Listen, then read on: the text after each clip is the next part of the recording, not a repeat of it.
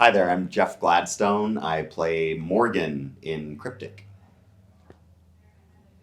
Hi, I'm Chloe Perry. I play Kay/Barb in Kryptic. Hi, my name's Paul Bromley, and I wrote the script of Kryptic. Hi, my name's Courtney Roy. I'm the director, and Kryptic is a time-bending creature feature. Paul and I, about 4 years ago, went out one night and we drank a lot of alcohol, like a lot of alcohol. And around 6 in the morning, Paul said to me, "I want to write a script for you based on your photography, because I'm a photography normally by trade." And I thought, kind of naively, I thought, oh, like a little like short film. He's like, "No, like a feature." And I went, okay. And then that kind of just sort of started it off. And I think basically we compiled a shopping list of the kind of elements that we wanted there to be in the film. So we thought we'd like there to be elements of a road movie. We wanted some monsters. We wanted some strange sex. And Awkward sex. awkward sex. Not strange. And as Courtney said, I guess the first intention was to sort of have a sort of a cinematic exploration of her visual world as a photographer. Courtney's photographs feature people who appear to be the same person, but in multiple sort of situations. So I guess the idea of Kryptic was the idea of, how could we link two people who were seemingly the same, but exist in sort of parallel universes. I play Kay, who we meet at the beginning, and she's kind of living one version of her life. I feel like it's fair to say she's kind of estranged from herself a little bit, and she's kind of, living a life that maybe doesn't feel entirely hers. And she goes off on a hike, and then something happens to her at this point.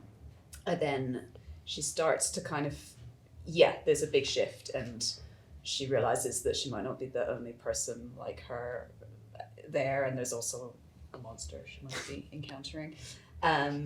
You're just telling the film. Am I not supposed to say these No, elements? it's absolutely fine. But yeah, she goes on a bit of a journey, I was the first to say.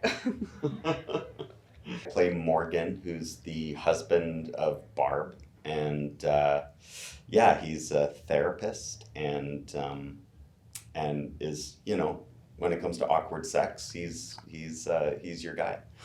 He's a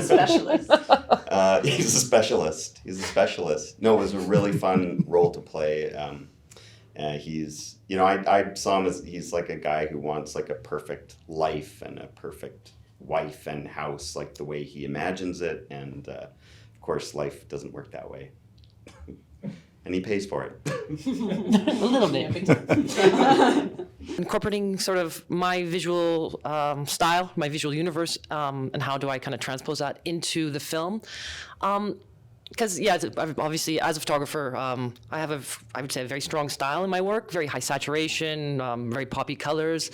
Basically, I didn't actually do it. I had a great DP, David Bird. So his challenge was basically how to kind of transcribe my photography style into cinema, right? And he did a really great job. And I also love to work with a lot of sunlight when we're outdoors, which is sort of sometimes, not necessarily what photographers or even filmmakers like, direct sunlight. So for him, that was a bit of a challenge too, because he'd be like, "Oh, let's we're going to do it with backlight and blah blah." I'm like, no, direct sunlight. And it was a lot of sort of things I think for him were kind of shifting the way he would think about things, which was really interesting. And he just actually, I didn't really have to do much. I just said, he saw my work, he had lots of my books, and then he would just set up for the set, he would show me, I'd be like, yeah, it looks perfect, and then we'd just go shoot. So I didn't really do much.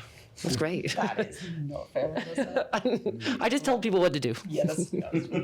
I feel like my character kind of, a lot of it was just, when I read it, it was very linear, actually, the journey, even though things obviously get very complicated. And the sort of chief question of the day I would encounter was which one are you today, kind of thing. But in my head, they were always the same person.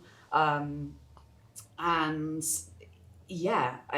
was just a real gift of a script. And it's quite rare to read something where, the opportunity is to basically be it's your point of view the whole time, and you really get to follow a character through and relax into it, rather than when you're in ensemble things, you have to find these little glimmers in which to kind of communicate who a person is. And with this, it was all on the page because it was so well written, and I loved reading it. I found it so funny and strange, and it was a real fun experience to read it, and that's always such a good sign. A character sort of in a lost in a kind of well, two characters lost in sort of parallel universes.